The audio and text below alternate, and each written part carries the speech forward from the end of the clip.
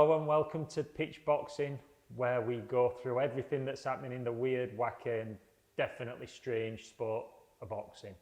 Joined as usual by former world champion, boxing's most well-dressed man, Anthony $1 Million Crolla, although I'm not sure he's rocking it today, are you, Ant? And the future world champion from the Northwest, our own Tasha Jonas. How are you going, Tash? I'm good.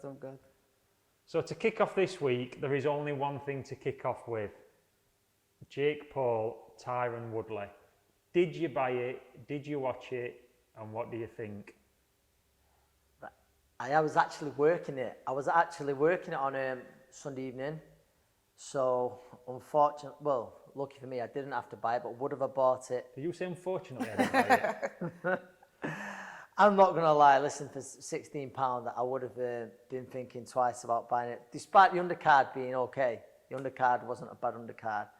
But about the fight itself, listen, did you see the attendance, the numbers that have not come out yet that it's going to do? That's just the world we live in now, and I think we'll get onto this in a minute. And there's always like the hardcore of boxing who, like, it's wrong, them topping the bill, them getting paid this.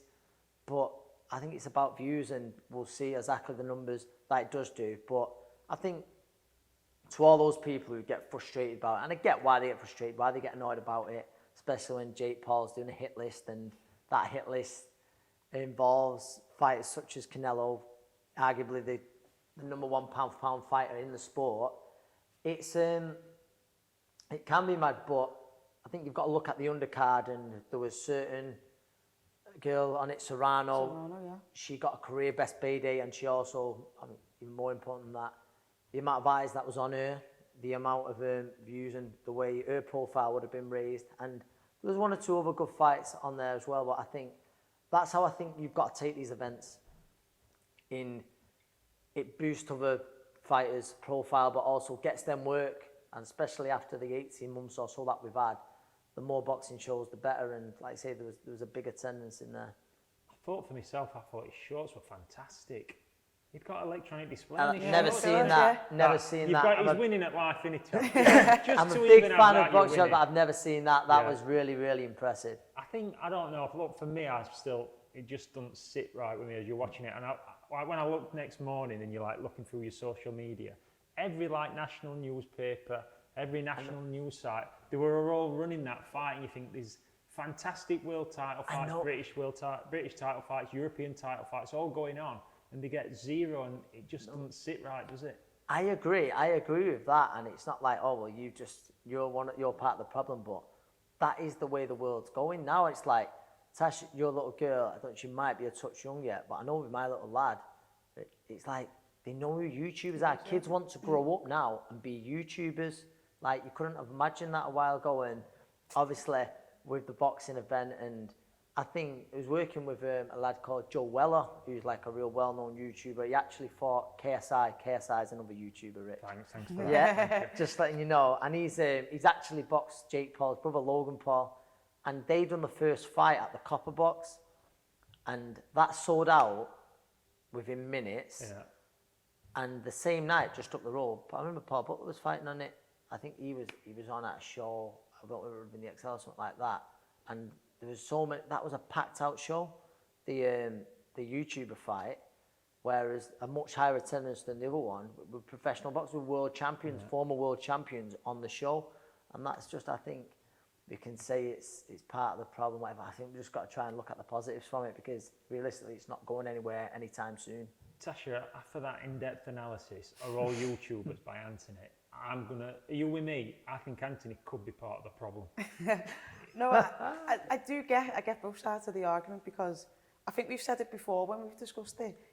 You've got to take it for what it is. Yeah. It's an event. That's all I'm saying, it's an event. A jumped up exhibition, and just how it happens to be boxing. It could be in any other sport, but he has chose boxing. So I don't think it could be any other sport. No, you have got a point there. Look, he couldn't rock up for Manchester United and say, I'm going to sign for Man U, and I've got 50 million YouTube followers, sign me. And Man United would go, okay then, because as soon as ball comes across and it some poor ball boy gets volleyed flat, it's not going to work. Could he do it for MMA? Possibly. I think boxing and MMA are probably only two, but I just don't see any other sport where you could do it. No, I get what you're saying. Yeah, he can't like enter the Tour de France. He can't going Wimbledon or nothing like that. I do get that, but it's just, I think you've got to take it, you just mentioned it then, I sort of said this the other night, I think you've got to take it for the event, the whole week. I mean, some of them now you see it with Triller and stuff like that, they might have an artist on as well, and I don't know whether they're trying to change how shows are doing, or they're just doing, I'm not saying change it, they're just doing it their own way. Yeah. But they are big news, like, and those, I know you might know, but those probably, they do huge numbers, and there was huge celebrities out and stuff like that. Production styles have changed, Yeah. like, because it's not just the TV format that people watch it on anymore. People, you know, like you say, they do go to the net, and for that reason, you have to change who you're trying to audience and how it looks when they watch it on what they're watching it on. It's got Tash, what do you think now? And this is where I don't like it as well. You've got David A fighting a nightclub owner from London on Triller. You've got Esca De La Hoya, who, you know, fantastic fighter and an idol of everybody growing up at my age, De La Hoya. He's now boxing somebody in MMA, and he's had his ups and downs, Oscar, and you just think, where is it all going to end up? Because it's just like everybody's diving on bandwagon, but where does it take the sport? It probably stops when someone gets hurt, which is unfortunate, because then it affects boxing negatively. Yeah. At the minute, everyone's, oh yeah, boxing, and it's a good thing to watch, and you know, it's entertainment, and we are a little bit WWE-ish. And that's what's become a little bit. So about the actual fight itself, I thought there was a little bit of controversy of how they fought, like Tyron Woodley, you know, there was a few fights he could have won. There was no way, in my opinion, that he did win the fight. I thought, you know, he wasn't active enough, didn't let his hands go the way he should. And then it brings up the question of he nearly knocked Paul down, he buzzed him, but then didn't really throw many shots after it. So then it raises the thing of, I don't know, are you allowed to say, was he paid off? Or, do you know, it raises that. I know it's a vicious accusation. Edit that bit out. That's an accusation, Crolla. Yeah, but that accusation, you know, because they're thinking the money train, what comes around the Paul brothers, we can't let it go just yet. But it is like you said, it is their actual boxing. You know, for someone who, for white collar standards, it's actually not bad. And listen, he was a former world champion, but as an MMA fighter, Woodley. But if that can encourage some of these YouTubers to get active, to get fit, not to be boxing world champions, but to go to their gym and just start lead a little bit healthier lifestyle. Maybe I'm just being a bit too positive. Maybe I'm being a bit too positive. You're fully bought in and invested. There's two things about what you just said, but there was the Mayweather thing when they said he was holding him up. Was that in the Mayweather fight, and there was a part of it where everyone was like, oh my, look, he's holding him up, he's hit him, he caught him. Oh, that was his brother, that was against his brother. So potentially is something there. But then, what was my other point? I think when you look at it, look, that money train is that big that they're bringing into the sport. It's in no matter what anybody says about anything, it's to no one's benefit that he gets knocked off or beat, is it? No one's, and that's it. Even the fighters on the undercard who we've mentioned, and obviously now I think they're going to look to build a Tommy Fury, Jake Paul fight, which is another one what they're talking about. And listen, you'll sit here and you'll go, wow, you really mean this? But the numbers that would do would be crazy. The numbers that would do would be absolutely mental, because obviously Tommy Fury's got a huge social media following of his own through like reality TV and stuff like that. And like we just said, Jake Paul is Jake Paul, and then I'm sure who they'd put on the card. That'd do crazy numbers, but that's just a sign of the world we're going now. But again, you can't look at, I'm going to get to see some brilliant boxing on display. It's the event you're more buying into. Well, you've got professional boxers who talk about wanting to be world champions, turning up at events trying to like get into an argument with a YouTuber, aren't you, to get a fight. And I recorded that show with Johnny the other week, and I was telling you about Johnny does that history of boxing. It's him and Don Majeski, and you're listening to the, you know, colour sounds of Joe Lewis and Rocky Marciano and all those great names, and Don takes you back to the events, and then like you're watching this now and I don't know, it just goes through me. Like he's going on about Caesar's Palace, some of the greatest fights, you know, he was there at like Fraser Ali, one imagine, and then you're thinking, I'm watching Jake Paul. I was there at KSI, That's it. He's there, he's thinking, what's happened, what's happening to the sport, but I don't. It is boxing, but I just don't think you can, use it But like I think that. for kids now, they don't know which is which. My No, nephew that's put up the a thing worry. on his Instagram, and it was Jake Paul stood up on ropes, like looking out to the crowd with his hands up, and he put it up as his Instagram, like holding page.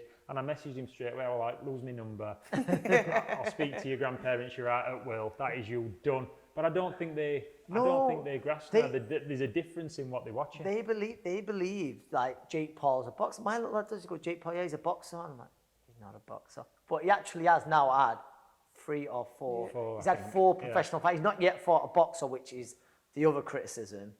But yeah, he's had 4 professional fights. So if he did fight Tommy Fury, it'd be the first professional fight that he does. And that's something that I think is good, that he's actually fighting another boxer. Yeah. Does it happen, to wrap up, does him and Tommy Fury happen, Ant? As much as I'd like to see it, because I think his first loss, I don't think it does. Tash? I'm going to say yeah. You're always optimistic. I like that. Tash is always like, yeah, it's going to happen, it's going to happen. So, well, what we'll see, we'll keep an eye on it. It's not, like you say, it's not going away. It is here to stay, and I'm obviously odd man out. Crolla's expert. Tasha's like on fence with it, so we're a bit split in the camp. We shall see. Yeah. Join us for part 2, where we'll be taking through the rest of the news in the boxing world this week.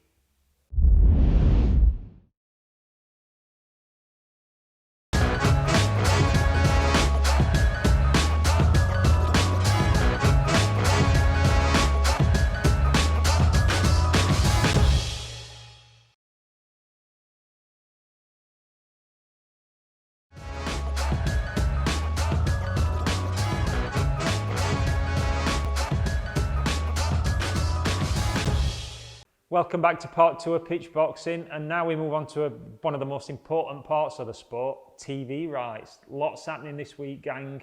DAZN announcing a price increase, which being from Yorkshire, I never like to see. Never like to see prices going up. Sky are announcing the new schedule in the days post-Eddie.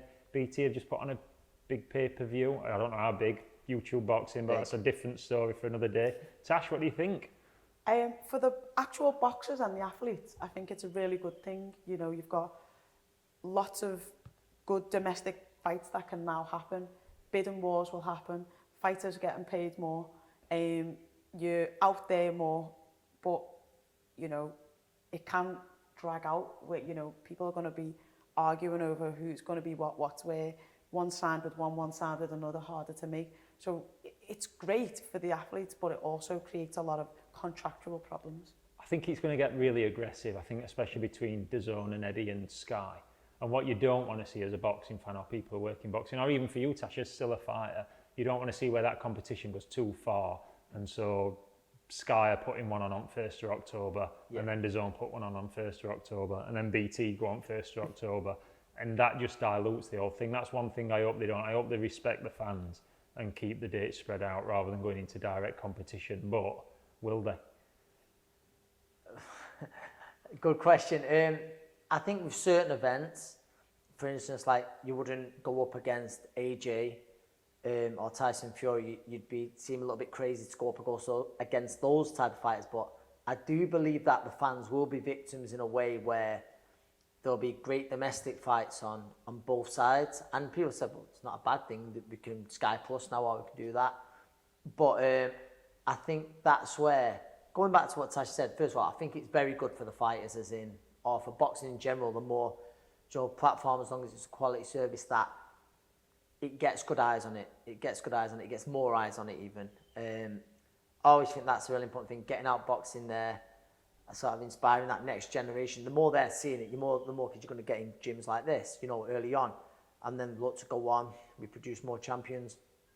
However, when you mentioned it there, is there enough fighters? I think there's certainly enough fighters, but is there enough bill-toppers for both? I would say bill-toppers. I think and this is nothing, I miss the days when a good British title fight would be top of the bill. I loved it.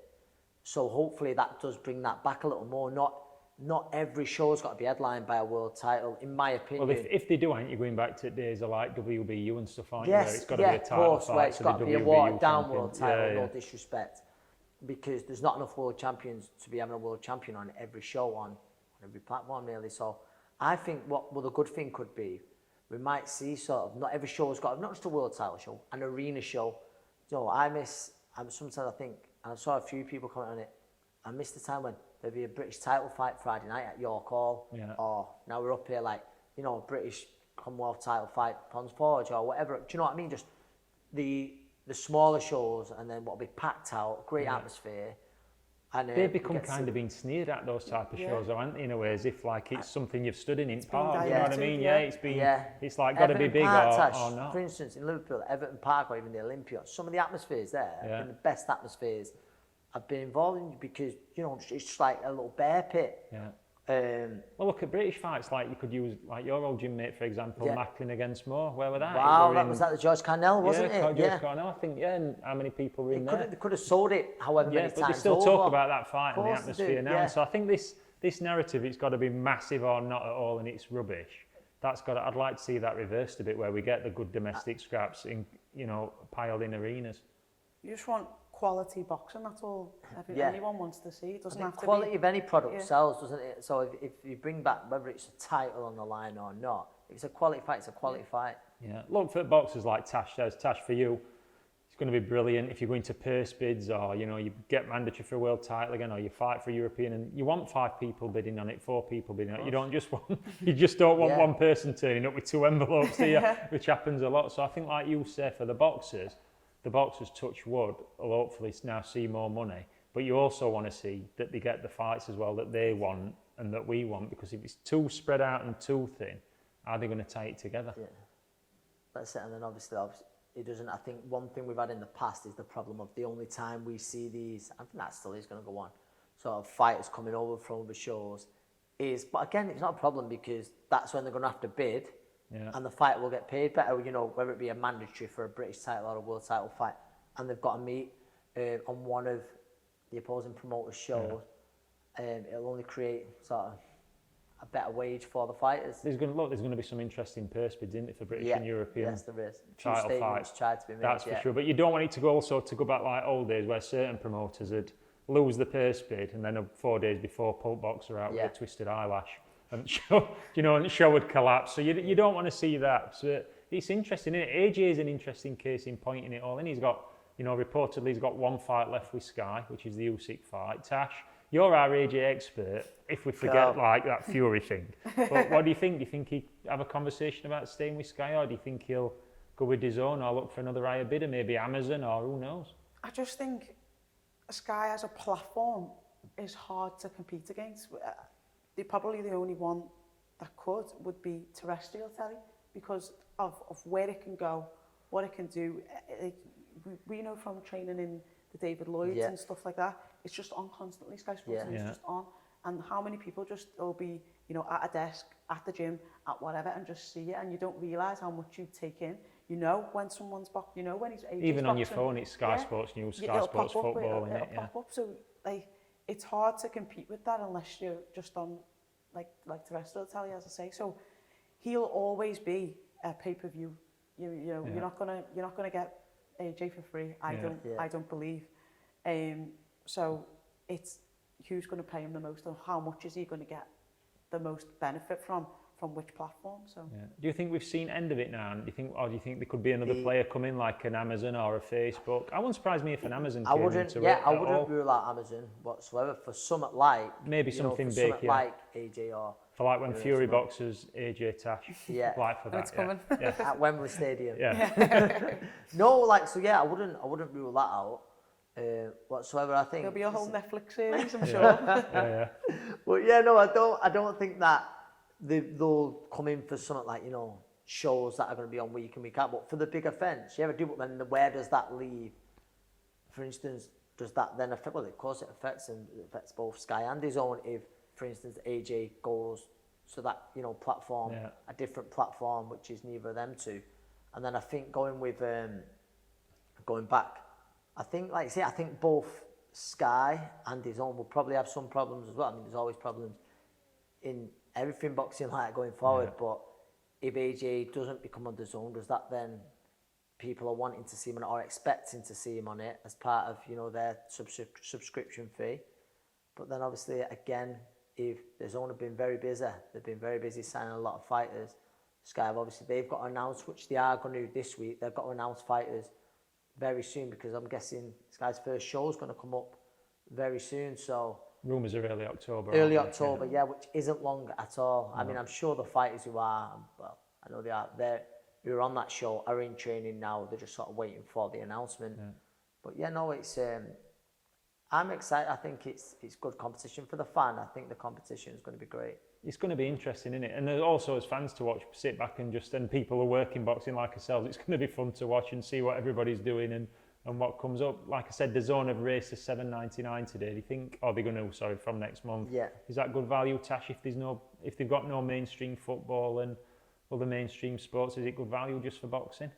I think it is good value for money. You know, no one's going to argue with that, especially after some of the shows that they've seen. But you know, the pull, again, I'm not trying to like advocate for Sky, but the pull that Sky got is that a lot of people will have the sports package because of the football. Yeah. So, you know, this boxing becomes an added bonus. So it's hard, if your pull is just boxing only, then it's a smaller target audience that you're trying to reach. Yeah. But then, you know, back to our conversations earlier, we've got this new generation of young kids that all they do is look at the phones, look at the apps, look at the iPads, so we've got, you know, it could work.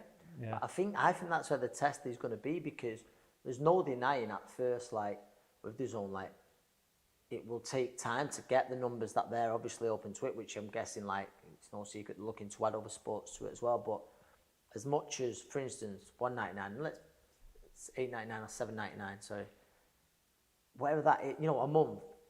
When you break it down, a show's like, and there's not been any America shows as of late, but if there is, you're getting a few shows every week for £1 or £2. If you're a boxing fan, you're not going to complain about that whatsoever. But it's just, does the person who's a sports fan who'll go, oh, boxing's on, I'll flick it over, do they think, well, you know what, I'm going to download that app? And that's where I think the big test is going to be.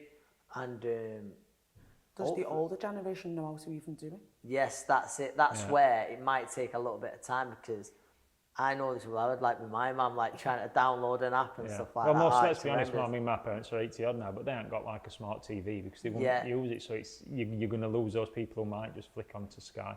But I think it is for DAZN, getting AJ is pivotal. I think if they go forward without AJ, that'd be even though, like Tasha says, 1,000,000% she's right. AJ will be on pay-per-view even if he's on DAZN. Yeah. If they don't get in, then where did they go then? Because your really big nights then are lost, aren't you? And boxing needs big nights to survive. I think, like you say, you need those big nights, because then I think once you'll have people who will tune in for AJ, and then that's the thing of, right, they've signed up to the app, they've signed up to the subscription, and that's the thing, right, well, I'm keeping it for at least a month or whatever, do you know, like that. So they'll hopefully then stay on board with it. Yeah, maybe it's not that hard to cancel either. Maybe it's hard to cancel. You know, you ring number and nobody answers and picks phone up and you're stuck with it. So in part 3, gang, we'll be back in a minute talking AJ, Dillian White, all the heavyweights, Tyson Fury, Wilder. There's plenty to talk about in the world of heavyweight boxing.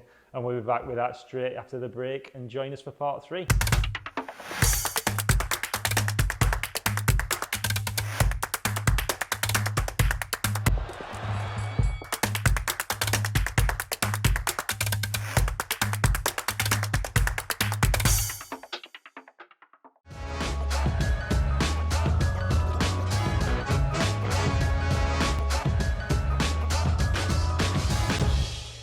Welcome back to part 3. Now we're going to move on to the big men. First up, AJ v Usyk. Tash, what do you think? Are you looking forward to it? Tash, firstly, is it going to happen? Yes. Yeah, it's happening. It's happening. What do you think? Good fight? You looking forward to it? Yeah, I don't want to make predictions because far you've been right and he's been right. I have. I'm on a right roll. Go on. Do I go against what I actually think, or do I just say... You've got to follow your heart, Tash. Follow my heart. So my heart and my brain say Joshua. He's taking it very serious. He knows he's up against Usyk's a tough opponent. He's got a style to make it very awkward. He's trimmed down to be a little bit lighter. Usyk's obviously got a little bit heavier. So I think it's going to be a good fight. I don't think it's going to be easy fight one way or the other for anybody. No, you think it'll be that close? It'll be that, well, maybe not close, but it'll be that competitive. I do think it'll be very competitive, yeah. I don't think Usyk, when we look historically at some cruiserweights who've moved up to heavyweights and when, you know, you can go to Holyfield and people like that, I don't think Usyk's carried that weight. In the fights we've seen him, I don't think he's carried it up as well. But it is a really interesting fight. I just think Joshua's too big. So me and Tasha are on the same team this week. We're going Joshua. Do you know what? Hands in the way.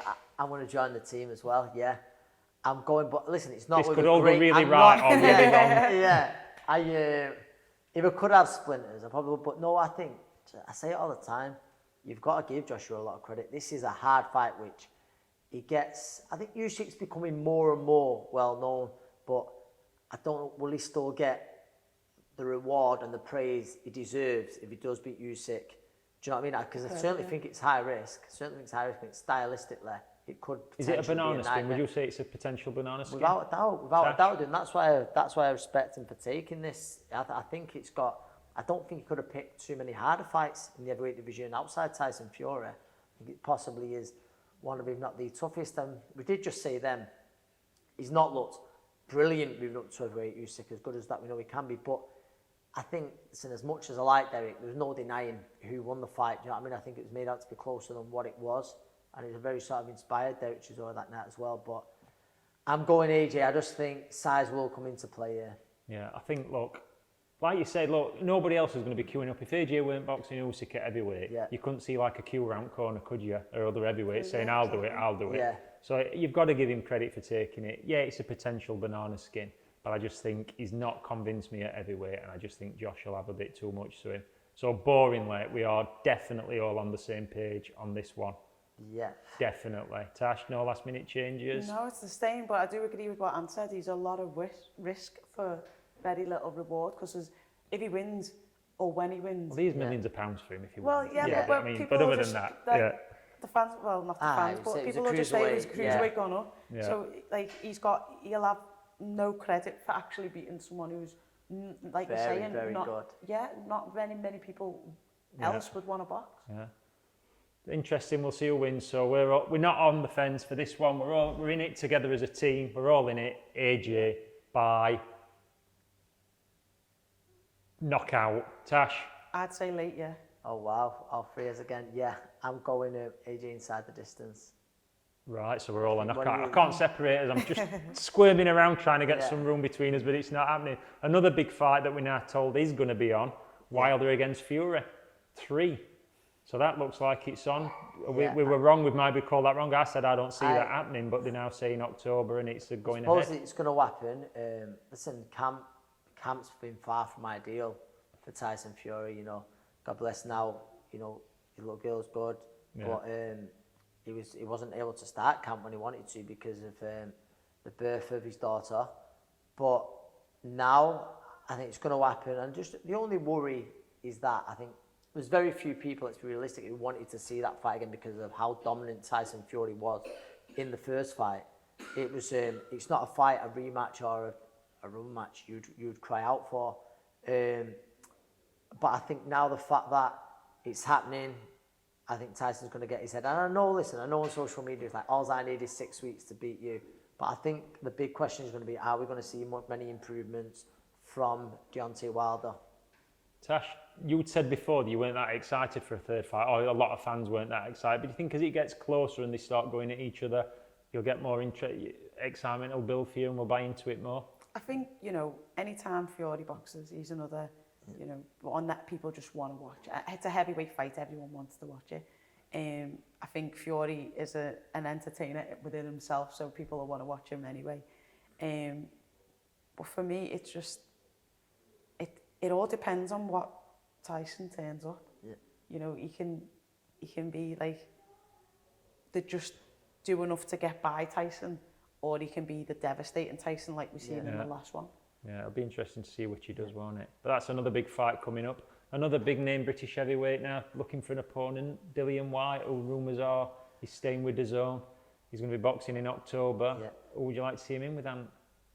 I think there's a load of fights I'd like to see Dillian Whyte in with, but I think other promoters having those fighters may cause a bit of an issue. So I'm unsure. I think one of the names that I've seen mentioned quite a few times is Charles Martin.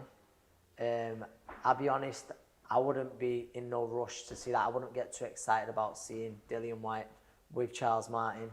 I think some of the content on Charles Martin's social media over the last... Shall we say it's just been a bit damaging? It's been a bit worrying that he shouldn't really be near a boxing room. But yeah, I think that, listen, Dillian Whyte, obviously we always say how he's coming off revenge against Povetkin. But I think it's hard, isn't it? Because with Dillian Whyte, he's wanting that world title fight. And it's just like, whether he deserves it, now everyone say it'd be long overdue. But who does he fight? Who does he fight in the meantime? There's names, one of the names being thrown about is Ariola. Is that a Ariola, fight you'd like to see? Again, yeah, it is Ariola. That fits the bill, definitely, after his fight with Ruiz, wasn't it, recently, wasn't it? I'd be happy with the Ariola fight, for sure. I'd certainly much prefer to see the Ariola fight rather than the Charles Martin fight. Yeah. Tash? Yeah, no, I'd agree with that. But there's, there is a lot of fights out there as well. I don't think he'd be queuing up for Usyk. No, definitely Everyone always mentions Joe Joyce, Dillian Whyte. I'd love to see it. It's never ever going to happen, though. It's never ever going to happen. There's loads of fights out there. I think it's what fights are able to happen at this point. Don't you think money could, look, like everything in boxing, it's just about money, innit? So you don't think money could make that fight happen? I think the position that he's in, Dillian Whyte, is a very high-risk fight to take when you... I don't know, is he mandatory? I'm not sure. I'm lost in that situation. Is it more dangerous than Ariola, though? Is it more dangerous than that boxing Joe, do you think? So. I think Joe Joyce, yeah. I do. Ariola's like this, but yeah, Joe Joyce, I think, is... there won't be... I know we say about Usyk, but there won't be people in a rush to fight Joe Joyce. I mean, Tash, we talk about Dillian and people say how long now he's been mandatory. Do you think he will ever get that world title fight? Because now Joshua's defending against Usyk. Then Fury's going to box Wilder. They, whoever wins out of all those. Then if they both win, everyone's going to pile on again for months trying to make that fight. Do you think Dillian, how far is he still away from that title fight? Unfortunately for Dillian, I think quite a bit away. And, people being with different promoters and that is not going to help. People choosing different routes and different managers isn't going to help. I can't see it happening anytime soon, and I don't think he's got a lot of time on his side.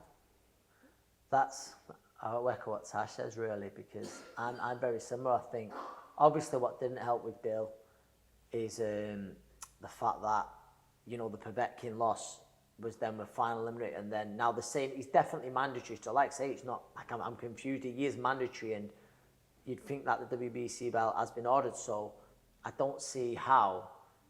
But then with both AJ and Tyson Fury come through their fights, you seem to think, well, the WBC will allow that fight to happen, so then Dillian goes on the back burner again. Does he have to have another fight? It's so being honest, I don't see him any further on than what he was after he won the Povetkin 2 fight. I really don't. We will see. We'll see, unless something has to become vacant. Yeah. And then obviously he'd be first in line, rightly so, to get to challenge. It could be another 12 or 18 months easily, couldn't it? As it's set now. And correct me if I'm wrong, but unifications trump mandatory. Mandatory. So if you're talking a Joshua, Fury, if that happens, then that's another 3 fights. So, of course, and they'll say, right, that has to happen within such a date. Yeah. It's so I don't believe really he's any further on, unfortunately for Dillian, but we'll see. Tash, let's make you matchmaker for the day. Dillian Whyte versus in October.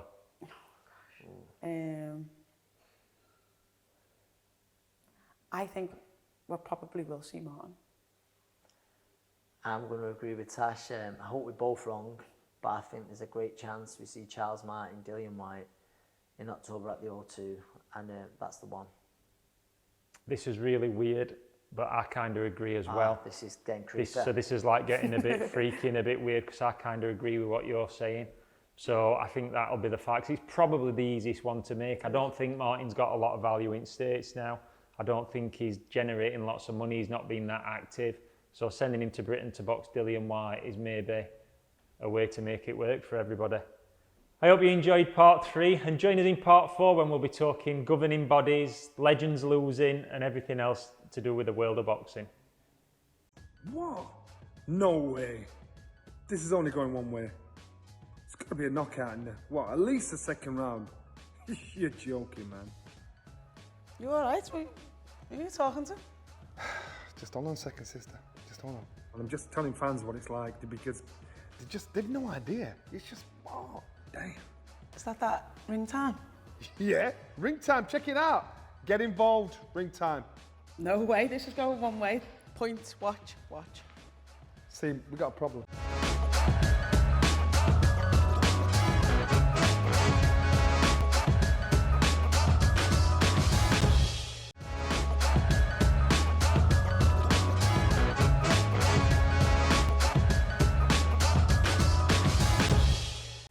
Right, welcome back to part 4 of PitchBoxing, and this is one I've been waiting to discuss with you two all week.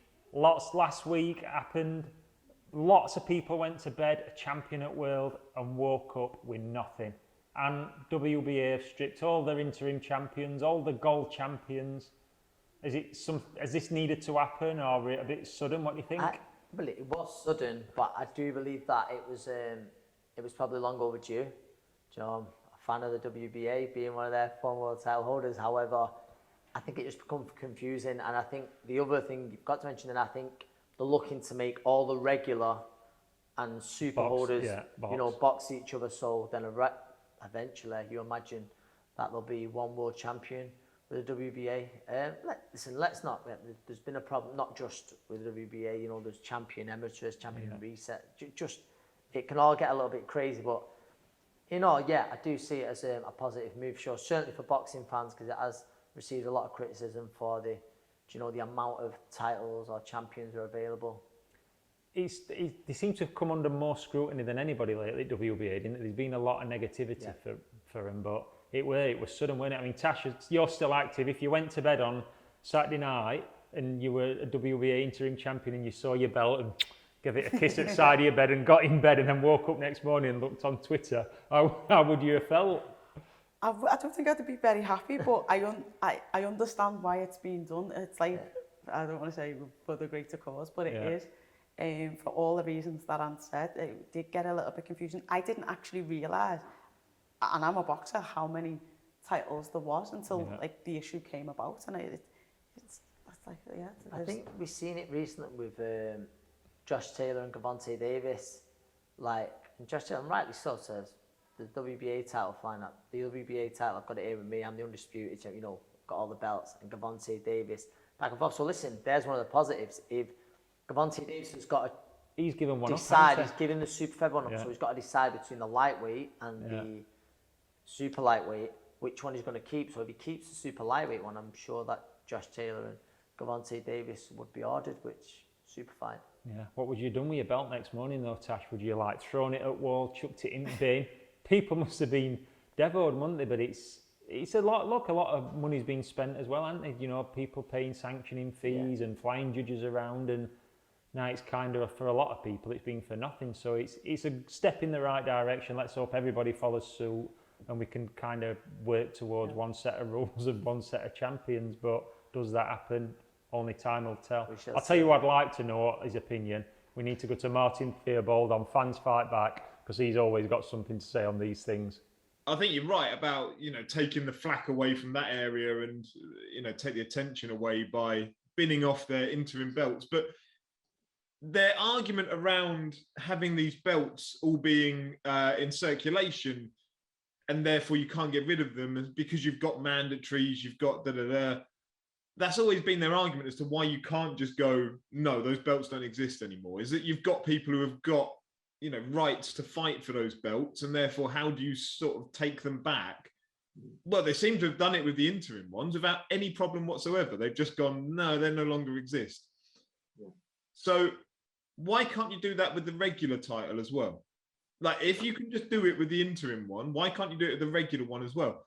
So I do wonder, where you reference about that Fox Maestra fight, if you get rid of a title where you've potentially got a legal challenge coming up about the fight, you don't have a legal challenge anymore around that belt because it doesn't exist. You've got rid of it. So I never thought of it like that. Yeah, that is, yeah. Because if that's gone, then it's like, well, it's just a fight. Yeah, then it's just a fight, and no one really cares about just a fight. So they'll probably all just go their separate ways. Yeah. No, I never thought of it like that. I literally thought of it as they're taking the shine away from that, and they're trying to look like as though they're doing a good thing. But yeah, you know, the comments that I read, people had said, because I think it was the WBA interim, I think that title was for. And that makes you only had like 3 professional fights, I think, hasn't it? Something like that. And Cuba. And they took that away. If they take that away, someone would put, you've ripped away an opportunity for Fox to become a world champion, even though it's interim. It's still classed as that, isn't it? So you're exactly right. If they take that away, he hasn't got a leg to stand on then, has he? Yeah, I say that's the more cynical side of me, is that if it's that easy just to rip all the titles out of the sport and say, no, we're now down to 2, then why can't you just do it and get it down to 1? I don't understand the reason behind that. And as well, Martin, you know, it's people have paid sanctioning fees. I mean, you know, they've forked out the money, whether it's the promoter or whether, you know, they've paid sanctioning fees for that fight, for that title, because they want their money as well, don't they? The governing bodies, they want their money. So then you take that away, and then a lot of fighters can turn around and go, hang on a minute, we paid you X amount of money, and then you've just scrapped it. We want our money back. I know I'd be doing that, you know. Yeah, no, I agree entirely. I say it to me, it raises more questions than it answers. In that, fine, you've done it there. Why have you done it there and not elsewhere? And what does that mean as a repercussion for, say, Fox Maestra? And does that take away any rights to challenge, you know, the outcome of it? But yeah, I think that's just because I don't trust what goes on within some of the governing bodies. It muddies the water, doesn't it? So you get Mauricio Suleiman coming out saying, you know, by doing this, we allow bigger fights to be made because we're not holding people up around holding a belt. We just give them a title. I'm like, what? It's like school sports day, isn't it? Like everyone gets a belt, yeah. You see, I told you Martin would always have something to say. Thanks for that, Martin. Never short of an opinion or two. So this one, and this is like a dagger through my heart. Even though I think I got it right, Pacquaio Ugas, it's been said, Tasha's kind of like sided with you, really. Yeah. Only you got it right. Yeah. How do you feel? Are you proud? Do you feel good? Or how are you feeling this week? Do you know what? Yeah, I don't even want to sound arrogant. I'm not even surprised. I'm not even surprised. Yeah. You can't like sit on the fence and then say, well, I called it. I wouldn't be surprised if that happens, but yeah. I'm sure I said I can see him losing. It was a fantastic performance. He won and won well. But like I said before, I think you've got to admire Pacquiao taking on one of the very top welterweights in the world at this point, when he could have got away with anyone that day with the late pullout of Errol Spence. But yeah, it's always nice to get one up on you two. Also you, Rich. Even though really, Tash, you've not stuck up for me. But anyway, Tash, what did you think? Do you think some of it was the right kid brought in at the wrong time for Pacquiao, at the wrong notice? Do you think that's played a big part in him losing? Yeah, we did say, like Ant said, how much of a threat he was. All right. So, like, it was on the cards, and we didn't know, you know, what man he would come back. He'd had a long time out himself, and, you know, time maybe just has caught up with him, and he didn't even throughout the fight seem like himself. Like there was certain things that he just even a year ago he was reacting better to and performing better to, and he just didn't seem to have that to kick into and to that kind of to go back to, and it was a little bit sad to see. Yeah. His movement seemed a little bit off. He weren't. We're like we weren't trying to be evasive. He were just kind of he was not stood in front of him, but not far off either. So Manny Pacquiao will still be a lot of top welterweights in the world, but no longer the top of the pile. Like no longer I don't believe there's another world title in there. I know it's been unbelievable what he's done, but I'd like to see him walk away now. I really would, because the last thing you want to see is these young fighters. And let's not forget, Ugas has got an unbelievable story of his own, but you know, for instance, the Spence, you're thankful that fight didn't happen. So that'll become a stepping stone. Yes, No, for the new one. So if you're his manager, and is it time to hang him up? It's time, yep. It's time to Tash, say you're goodbye. Manny Pacquiao's manager. What we saying? I'm saying it's time to call it a day. Yeah, I agree on that. I think he should. He's going to be president of Philippines, so let's see how he goes on with that. That'll keep him busy, won't it, being president of his own country? So let's just quickly skip on to a bit of domestic boxing. Yes. A division that's really hot at the moment and packed full of talent. You've got a couple of gym mates in there, both of you. Light heavyweights. Wow, yes. One of my favourite, probably my favourite division domestically. Again, I think some of those fights will stop being made because of the politics that are involved, politics and boxing. But it's a great division.